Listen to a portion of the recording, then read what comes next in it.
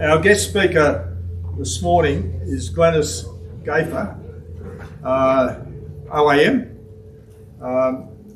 Glenys recently was awarded an OAM for her work as founder and president of Gayfer Aid and Development, which is a voluntary group in Australia which works to improve the lives of children and families in the Philippines. And Glenys is going to tell us about how that arose, how she got involved with the Philippines and in this aid and development work. It's interesting just to reflect on the Philippines.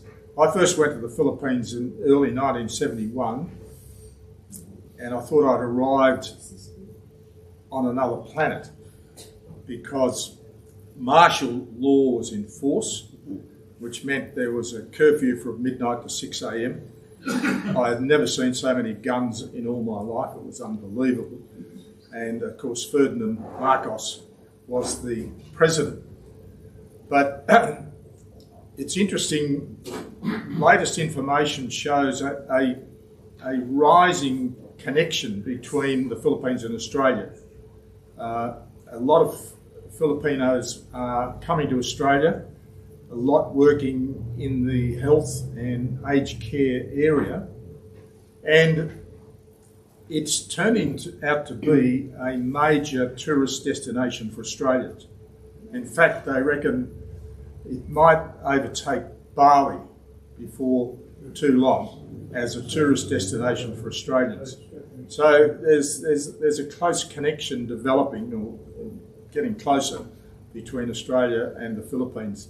And I don't know whether you guys, my contact with Filipinos has been, they're just unbelievable people, so friendly and so musical, and they love a good time. So Glenys is going to tell us about her involvement with them and what she's been doing, and I think you'll find it very interesting. Thanks, Glenys. Thanks, David, very much. I have to say, I absolutely agree with everything you say about Filipinos. Hence where I come from. My deep love affair of the Philippines began in 1978 when my late husband Bill and I went to the Philippines for a business trip and met with an Australian couple living there as they had a manufacturing business. They had just adopted a little girl through the Good Shepherd Sisters. The time was post-Vietnam War, and I think some of you certainly will remember there are a lot of children airlifted out of Vietnam post-war, and there was quite a lot of discussion around whether that was the right thing or the wrong thing. I have to say from my own personal experience, it was the right thing. The kids don't get any culture in an orphanage. That's a matter of survival for the children. We returned to the Philippines in March 1979 as we were wanting to have a family through adoption. And I clarified the laws of here and over in the Philippines, and with the Good Shepherd Sisters, making sure that everything was legal. But because no one here would help us. No social worker, the lawyer wouldn't sign our documents and things. It was a really tough time for us. We were assessed by the Good Shepherd Sisters in the Philippines and the court social worker. Then I lived in Manila for 3.5 months to go through all the requirements and to be granted an adoption order by the court for the adoption of our babies. We were so blessed. We had a little girl 11 months, a little boy 8 months. So wow, it was sort of no children to 2 babies all at once. It was an amazing time. But we had to stay there to go through the legal formalities, which was fine.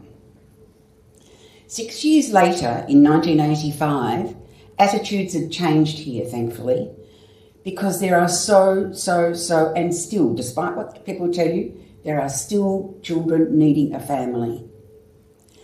We were assessed at this time by the Victorian government and were approved for a boy or girl 0 to 2 years. We were placed with a boy 8 weeks. As David said, it was during martial law. It was a challenging time for me as a foreigner, and boy was I on a learning curve. I was on a massive learning curve. There were complications sorting out the adoption with authorities, and as you would know, corruption is massive over there. It is just horrific. I lived there for just over 5 months, and I lived as a Filipino, whereas the first time I was there, I lived with foreigners. This time I lived as a Filipino with Filipinos, and that's where my heart just became full. It was during that time I learnt such a great deal in that 5 months about the country, the people, the political system, and the living conditions of many. Because the Good Shepherd Sisters work really on grassroots work with women and children, so that is where my connection came. I was staggered, absolutely staggered, at the massive gap there was, and sadly still is, the abject poverty, unbelievable wealth to, from abject poverty to unbelievable wealth. It's horrific. I was in total shock. Returning home with our son, I had fallen in love with the country and the people. I promised myself to give my all to make the process for adoptive parents right and easier, and make sure they were informed and prepared to travel to the Philippines. That took up the next 21 years. I greatly enjoyed all that, although there were frustrations, as you can imagine, trying to organise things. I travelled to the Philippines regularly, meeting with child caring agencies and government authorities, along with our Australian authorities. The program with the Philippines was to place a child in need with a family was a wonderful and very positive thing. And it's not just the Philippines. I also had contact with India and Thailand and helped set up the Chinese program, and Taiwan and Korea. I've got a Korean grandson. So it was really important that these parents were well prepared, and that the legal aspects of the child being available for adoption was also in the country. Whilst in the Philippines in 1985, during my time with the Good Shepherd Sisters, I was asked if I could raise funds when I returned to Australia to build a nipa hut, a little bamboo hut. You've seen the little bamboo huts throughout Asia, for a kinder for children. Oh, this was a whole new thing for me. I didn't really know too much about this, and I didn't know how to do it, but I was going to give it a go. So off I go. And we raised the funds, and that was the beginning of my journey in another direction. It was the first time I was aware that I could do such things. I could give it a go and try and make a difference and channel my enthusiasm. We then continued to raise funds to assist the Good Shepherd Sisters for children needing a family. After a visit in 1988 and again in 1989, I set up an educational sponsorship program on the island of Cebu with the Good Shepherd Sisters. We started with a family of 6 orphans and a little mountain girl that I found on the street. She was collecting wood, carrying wood, a little gorgeous little thing with thongs 10 times the size for her feet. And I have learned, and I deeply believe, that education is definitely a way out of poverty. I've seen it, and it has taken place. There's no doubt. I've seen it over the years. Hence the importance of a sponsorship program, and this is falling down. A sponsorship program really does make a difference. And it's about empowerment of the young people and the parents. So in 2006, I left the Intercountry Group to set up Kadasik Aid and Development, taking over a program run by the Good Shepherd Sisters. Kadasik is a Cebuano word. Their main language is Tagalog, but they have a lot of dialects, and of course in Cebu it's Cebuano. So we sat together and put our heads together, and off we went. From assisting families in Cebu City, our wonderful executive director and head social worker decided to add the province of Bareilly. I don't know if anyone knows the Philippines or Cebu. It's an island in the middle, Visayas area, but the island of Cebu is a little skinny island, so it's down southwest, as it was the poorest province in the whole of the Philippines. Even today, we are the only NGO in the province. Slowly, our colleagues met with authorities in different barangay. Different barangay. A barangay is like a suburb. Leaders within the province. More and more children were added to the sponsorship program. And today we have around 200 families, because they're fluctuating. You know, they graduate and they leave, or they leave the area, and so it's sort of a bit fluid.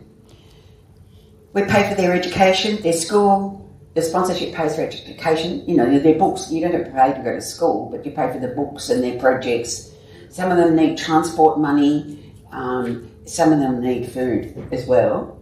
We have a program that's really open. People can go and visit their sponsor child, as long as you have a working with children and you have a clearance through the committee here and the committee over in Cebu.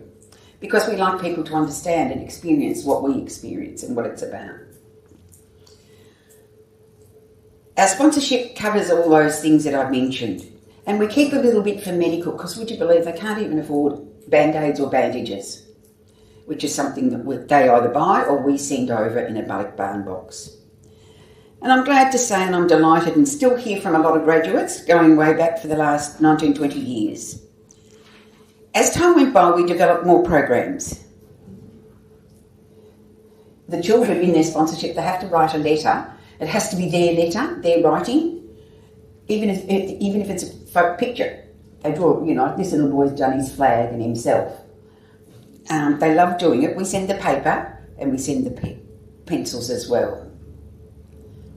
Developing livelihood programs with each community allowed those involved to earn a small income. This includes raising piglets, chickens, baking bread and banana muffins, pechi, growing things like bananas, long beans, eggplant. They're quite resourceful. They just need the help to, you know, get it going, and then they'll maintain it. And then mung beans is another new program. And we've now got sewing machines going over to, again, we're going to train a number of women to sew so that they can make things and sell them. So we're sending overlockers and ordinary machines. We really have developed community. You know, the community, what the women do is just amazing. They're doing all the weeding, the planting, the digging the holes for fences and for electricity poles. They've done all that during my time. We were fortunate in 2010 to raise funds to purchase some land in the barangay of Patupat, where we set up a kinder, and families were assessed to make their home on the land. All 98% of our families are squatters, which means the owner can come along at any time of the day, and get rid of them, move them off. I've seen it. Some guy came along with a grader and took out a whole lot of houses, and I just stood there, I couldn't believe it. We assessed them to come in, and they've now got their own little piece of land, with their own name, which gives them safety, and most importantly, it's giving the children safety, because living as a squatter is very dangerous. The opportunity came our way to purchase more land in Bullock. It's a large block. Like Patupat, it is growing. Following Super Typhoon Odette, I don't know if anyone remembers this, you may know, the Super Typhoon in 2021, 90% of our families lost their houses because they're NEPA huts.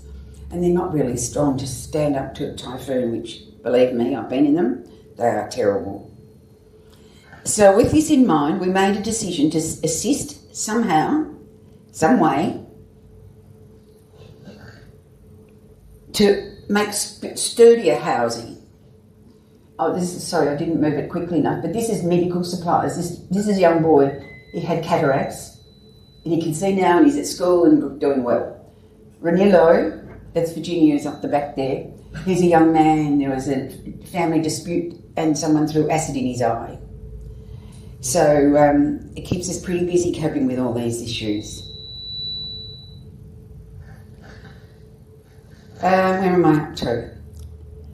We're now doing housing that is stronger, made of hollow blocks, like the Besser blocks, our Besser blocks, they call them hollow blocks, and men make them, so they earn an income from making them, then they can use them, and also they use hardy boards for the walls because they're stronger, they don't rot when they get wet, so it's been a really good program.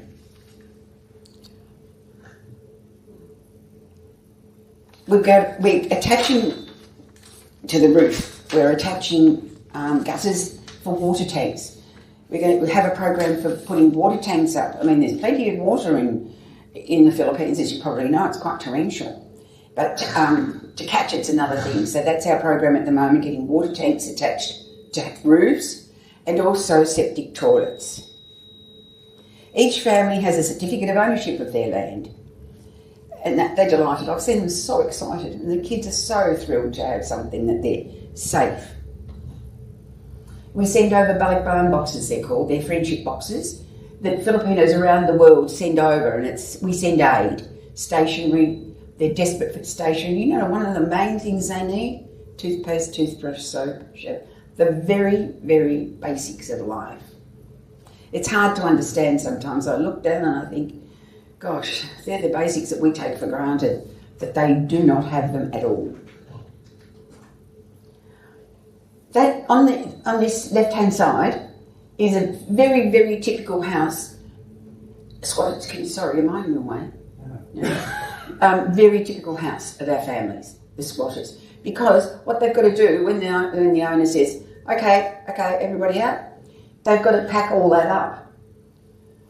So what we're doing is building there. You see the hollow blocks on the bottom, say third, and the zinc roof, we're putting gutters on and the water tanks will attach. But it all takes time and money and effort. But it's a great program. We have a friendship school program. A program where I went to, it was over I've just done my 30th visit to the Philippines.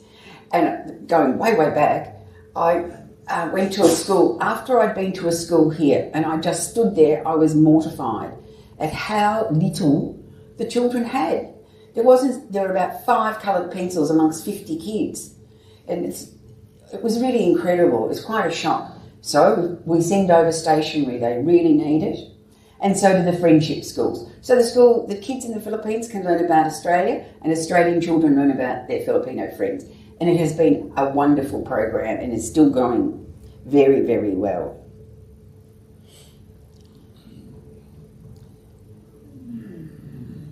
We've got 8 schools at the moment as a friendship school.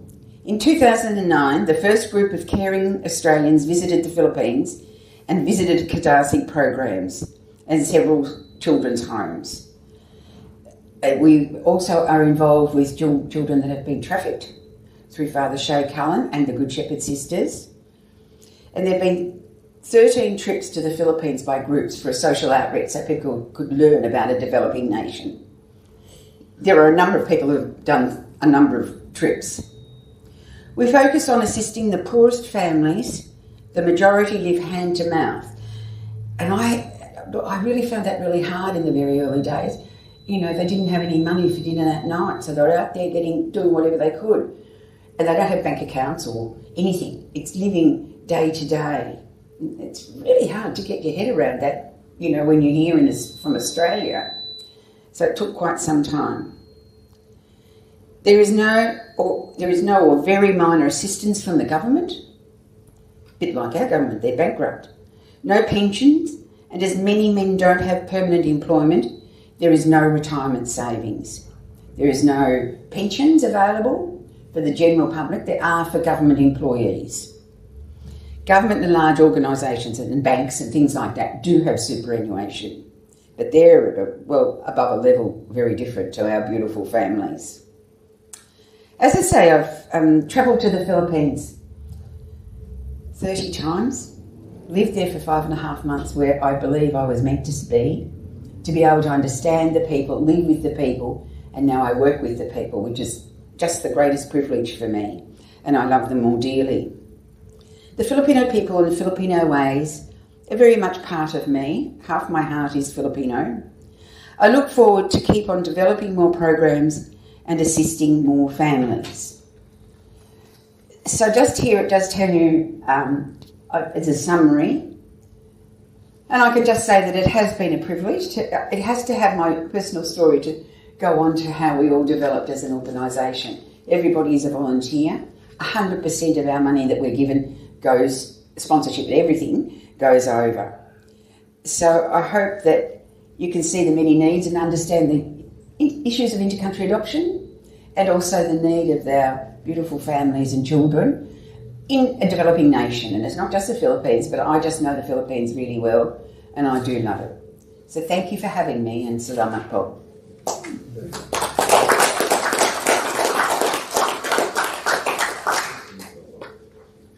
Thanks, Glenys. I meant to mention earlier that we also welcome with Glenys Ros Boyd and Virginia Jackson, who have come along. They're very welcome. The three of them are going to stay for lunch with us. Ros is involved with Montmorency programs. Yeah, so she's very familiar with the progress scene. Thanks, Glenys. I mean, the inter-country adoptions is interesting because on the county court we did virtually all the adoptions, and there was a number of us that didn't. And it was something that I was interested in, so I was one of the judges.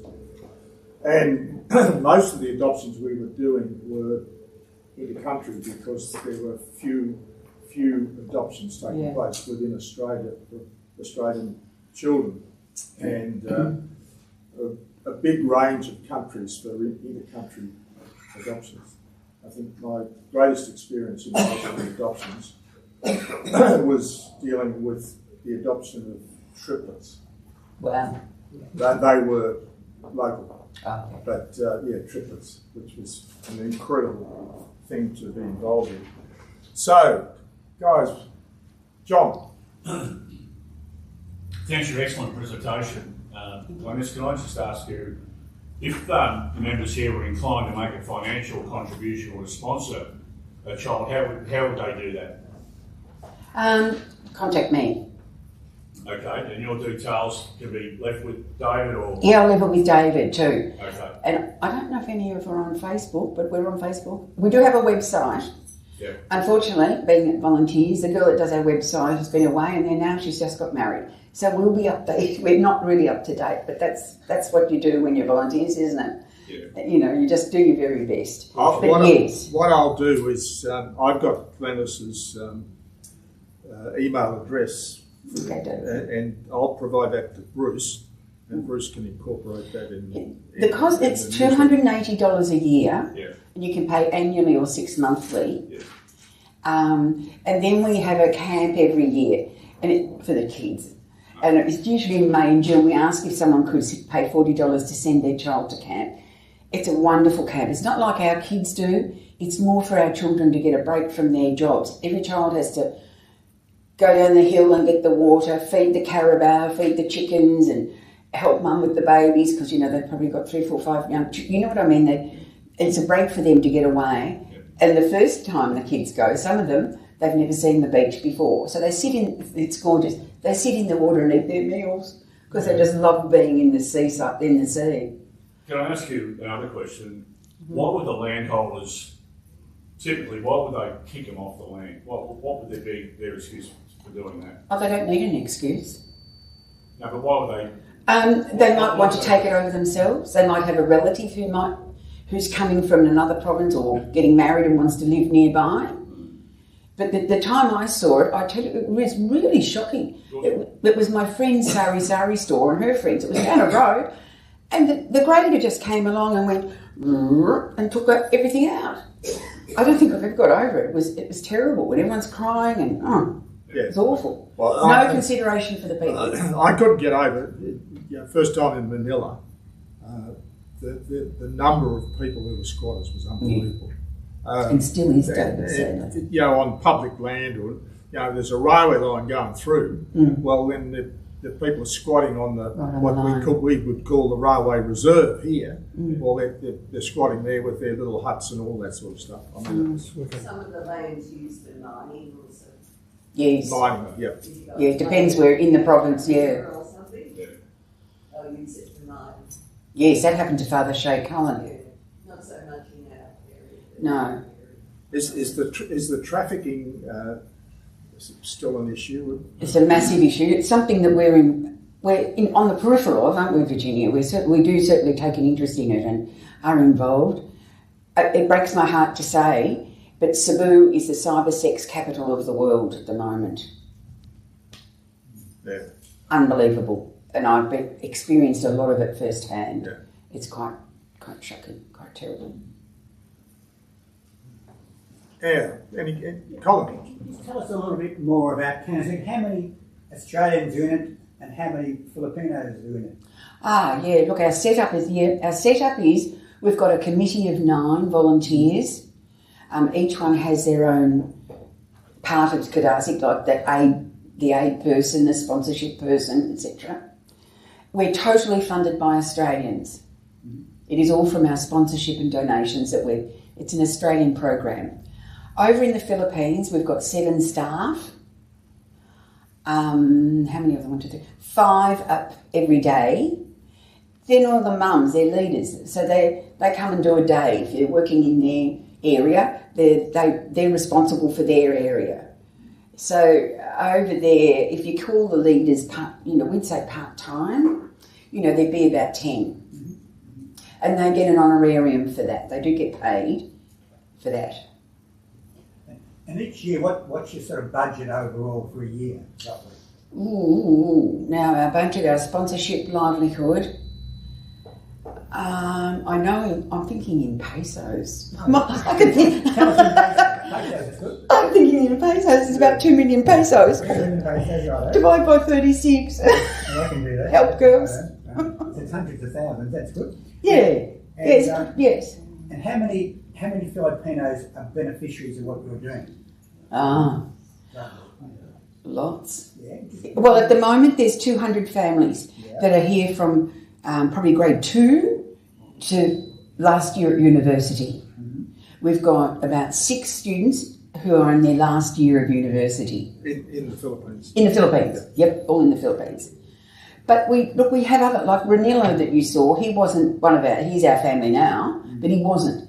If there's an emergency, like, he had that, and there's another man that cut his leg and his foot, and our Emily rang me because the infection wouldn't go away. So they were going to amputate his leg so that the infection wouldn't spread. Like they were going to take out this is true, isn't it, Virginia? They were going to take out his 2 eyes to make sure that the infection didn't spread. It wasn't even an infection. So we hauled him out too.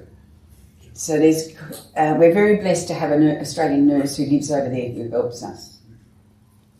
Thank you. Does that answer them adequately? You've got a lot to tell us. That's a good start. So thank you for that. Thank you. Any other questions, guys? Yes. Does your organisation have a working relationship with the Good Shepherd Sisters? Yes. Yeah. In the Philippines? Yeah. Yes, definitely. Yes. They do some seminars for our staff, and at Christmas our staff goes to one of their places up in the mountain in Banawa. Yeah. Yep. Why are there so many orphans over there? Oh gosh, it's a challenging question that. Going back to when we adopted in 1979 and 1985, it was very shameful for a single girl to be pregnant. And, they were really looked down on. I mean, it was like that in Australia, wasn't it? Yeah. I don't say that there's anything shameful, but anyway. Or Ireland.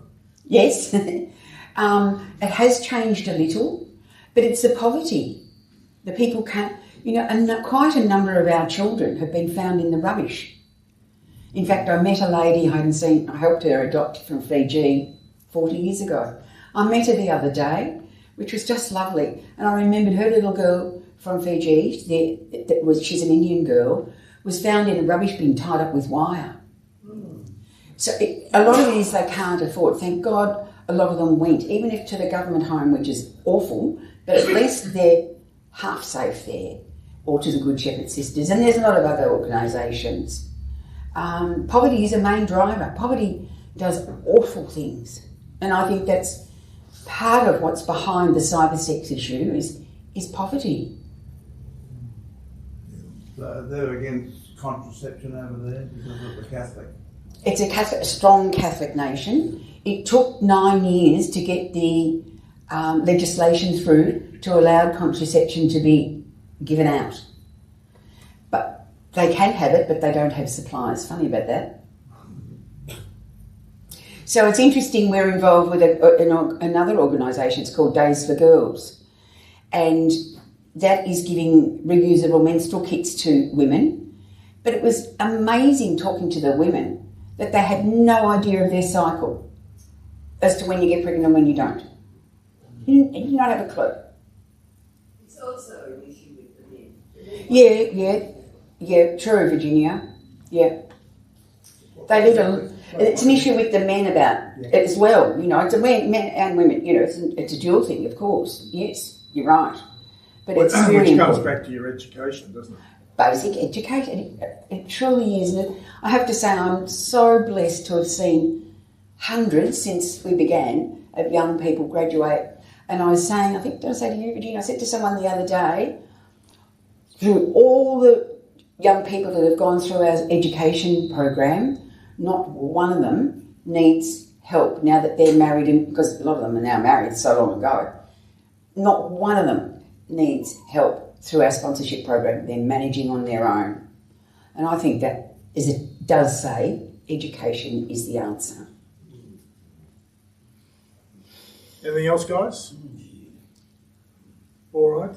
Glenys, thanks very much. Really, Thanks, really an eye-opening presentation, and something that we can really reflect on and give some thought to in terms of providing perhaps some support to your wonderful organisation. Thank you. And I just hope I've given you some information to understand what's going on beneath everything that we hear about.